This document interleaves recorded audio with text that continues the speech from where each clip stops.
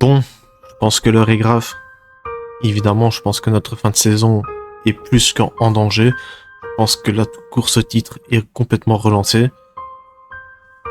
Je sais pas comment vous avez pris la nouvelle, mais moi perso, je l'ai très mal pris. Bon, je vais pas vous faire perdre plus de temps à vous faire attendre. Communiqué officiel, Kylian Mbappé est blessé.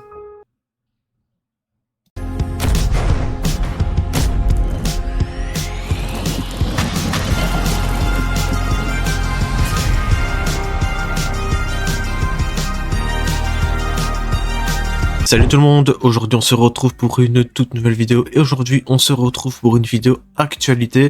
Donc aujourd'hui on va revenir sur l'actualité de ces derniers jours, donc depuis le dernier débrief. Donc comme annoncé, cette vidéo était déjà prévue.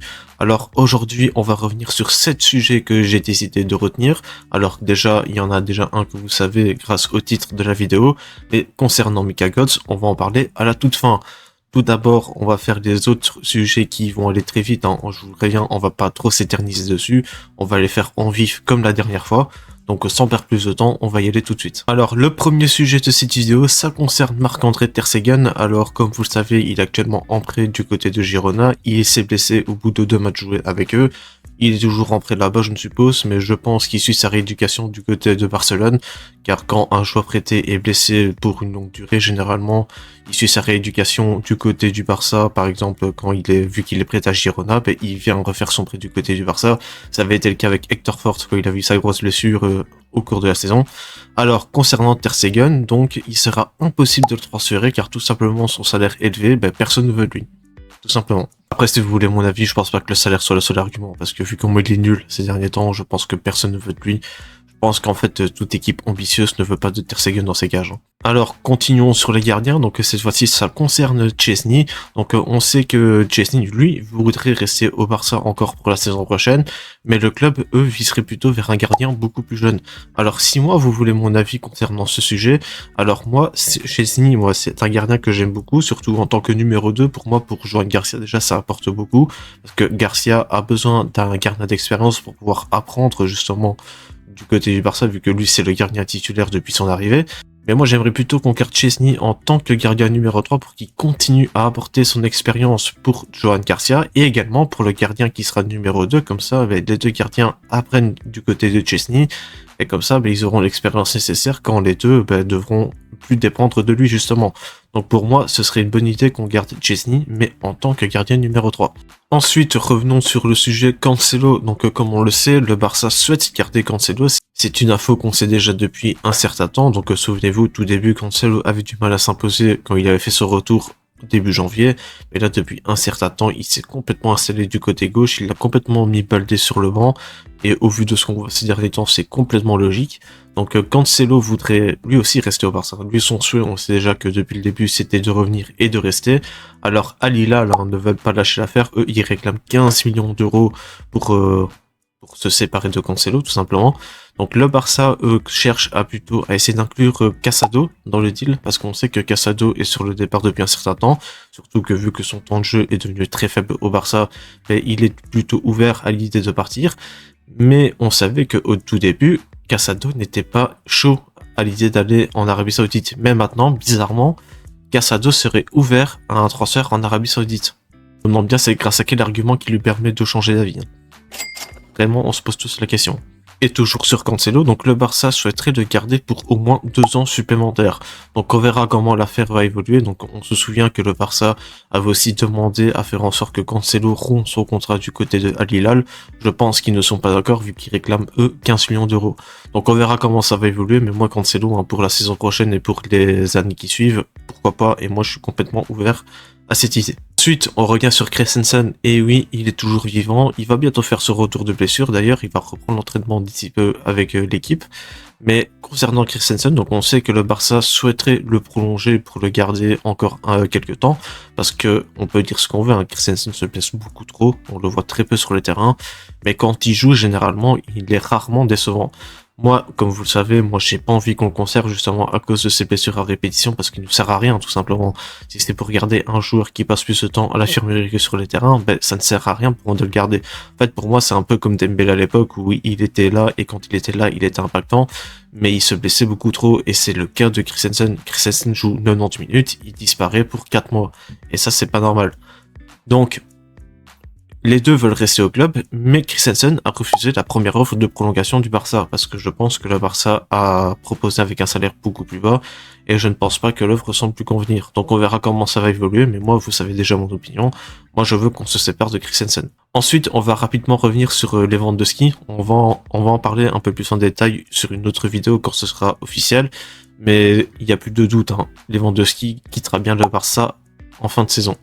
Donc, il fait ses dernières semaines avec le club et d'ici peu, Lewandowski sera plus du tout un joueur du Barça. Donc le club ne songe pas du tout à le prolonger. Lewandowski, on sait très bien que le rôle de numéro 2 au poste numéro 9, ça lui convient pas. Ça peut se comprendre. Mais bon, t'as 37 ans et on est obligé de passer à autre chose et de penser à l'avenir. Et comme on le sait très bien, l'avenir, c'est Julián Alvarez. Et ça, pareil, concernant Alvarez, on en parlera quand ce sera beaucoup plus complet que ça, parce que ces derniers temps, il y a beaucoup d'infos qui sortent le concernant, et on verra quand vraiment la fin de saison arrivera et que quand tout sera terminé pour pouvoir vraiment s'éterniser sur ça. Mais concernant les ventes de ski, comme je l'ai dit, il y aura une vidéo qui sera consacrée quand son départ sera officiel, et on en parlera à ce moment-là. Ensuite, on revient rapidement sur Hansi Flick, donc on sait très bien qu'il va prolonger. L'annonce se fera bien évidemment une fois que la saison sera complètement terminée. Donc moi je pense que l'annonce se fera juste quand le titre de Liga sera acté. Donc on sait très bien que Hansi Flick lui préfère toujours prolonger de 1 an, mais apparemment d'après l'offre de prolongation, le Barça voudrait le prolonger de 2 ans. Donc on verra comment ça se passera, mais dans tous les cas, il va au moins prolonger jusqu'en 2028, mais il faut attendre que le titre de Liga soit acté. Alors maintenant, on va passer à l'information principale de cette vidéo, donc on va passer maintenant au sujet Mika Götze. Donc ça a été annoncé par Fabrizio Romano il y a quelques jours, Mika Götze va bel et bien quitter l'Ajax cet été, et on sait très bien qu'il va être beaucoup convoité parce que c'est une véritable sensation du côté de l'Ajax ces derniers temps. Déjà cette saison, il a complètement explosé, hein, on va en parler justement juste après. Donc pour ceux qui connaissent pas Mika Götze, je vais vous faire une brève présentation. Donc Mika Götze est tout simplement un jeune ailier belge qui joue du côté gauche, il a actuellement 20 ans, alors c'est une véritable sensation du côté de l'Ajax, il est arrivé là-bas pour la saison 2023-2024, alors au tout début, pour la saison 2023-2024, il a beaucoup fait de bascules entre l'équipe de jeunes et l'équipe première, il s'est complètement installé en équipe première à partir de la saison 2024-2025, donc c'est-à-dire la saison dernière. Il n'a pas explosé tant que ça concernant les statistiques, mais par contre, cette saison 2025-2026, il a complètement explosé concernant ses stats, et grâce à ça, cela lui a permis d'être appelé en équipe nationale belge pour la trêve du mois de mars. Il a fait ses 2 premières sélections avec l'équipe première de Belgique. Alors concernant ses stats avec l'Ajax pour cette saison, alors toute compétition confondue, il a joué 39 matchs, il est actuellement à 16 buts et 13 passes décisives. Donc comme je l'ai dit, le Barça est intéressé par le joueur, pour moi c'est un grand oui direct, hein, je vous spoil d'entrée de jeu, mais pour moi c'est un oui sans aucun débat. Et on a aussi appris que des recruteurs du Barça seront présents justement du côté de l'Ajax ce week-end. L'Ajax qui va affronter le PSV ce samedi. Donc du coup, des recruteurs du Barça seront présents pour observer Mika Götze. Il y a aussi des recruteurs de Arsenal et de Chelsea qui seront présents. Donc à voir comment ce dossier va évoluer. Mais pour moi, en tant que doublure de Rafinha, pour moi c'est un grand oui. Surtout qu'en plus, actuellement, il est estimé à 25 millions d'euros. Mais ça, je pense que d'ici la fin de saison, cette valeur va évoluer parce qu'il y a toujours des changements de valeur pour les joueurs en fin de saison, donc je pense qu'il va valoir beaucoup plus que ça. Je pense que si le Barça veut réellement l'avoir pour la saison prochaine, je pense qu'il faudra au moins penser à 50 millions d'euros, je pense.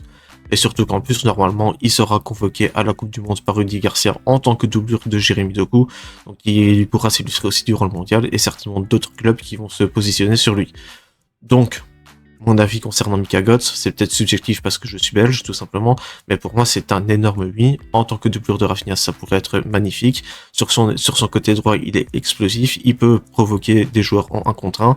Donc franchement, pour moi, c'est tout ce que j'attends d'un ailier, et pour moi, ce serait la doublure idéale pour Rafinha, surtout que Rafinha, cette saison, et peut-être la saison prochaine, ça pourrait être le cas, il a beaucoup de défauts physiquement, il est beaucoup blessé, et surtout qu'en plus aussi Rafinha sous anti-flic la plupart du temps, en dehors des gros matchs évidemment, Rafinha ne joue jamais les matchs en entier, donc quoi qu'il arrive du temps de jeu, il en aura du côté du Barça. C'est terminé pour cette vidéo, donc n'hésitez pas à me donner votre ressenti dans les commentaires, n'hésitez pas à me donner votre avis concernant le potentiel transfert de Mika Götze. On verra comment ça va évoluer, hein, parce qu'on sait très bien que c'est toujours des premières rumeurs, puis après on verra comment ça va évoluer pour la suite, parce qu'on sait toujours pas non plus de ce qu'on va faire de Rashford, hein, mais pour moi, encore une fois, on ne va pas le garder. Donc on verra déjà de ce que le Barça décidera du cas Rashford, mais je pense que pour moi, si on ne fait pas Rashford, on doit absolument foncer sur Mika Götze. J'espère que les recruteurs vont avoir des bonnes impressions le concernant, et pour moi c'est vraiment le joueur qu'on doit aller chercher en tant que doublure de Rafinha. Il faut pas hésiter un seul instant, il faut foncer directement. N'hésitez pas à liker cette vidéo, à vous abonner en activant la cloche des notifications pour ne manquer aucune de mes vidéos. Comme d'habitude, mes réseaux sociaux apparaissent ici à l'écran et sont disponibles dans la description. De toute façon, on se retrouve pour la vidéo avant-match vendredi contre Osasuna. Ça va être un match qui pourrait potentiellement être crucial pour le titre, hein. On ne sait jamais ce que le Real fera ce week-end contre l'Espagnol, mais bon, vu que Mbappé est blessé, ils vont gagner sans aucun problème. Donc on se retrouvera pour la vidéo avant-match vendredi. Et sur ce, je vous dis salut tout le monde!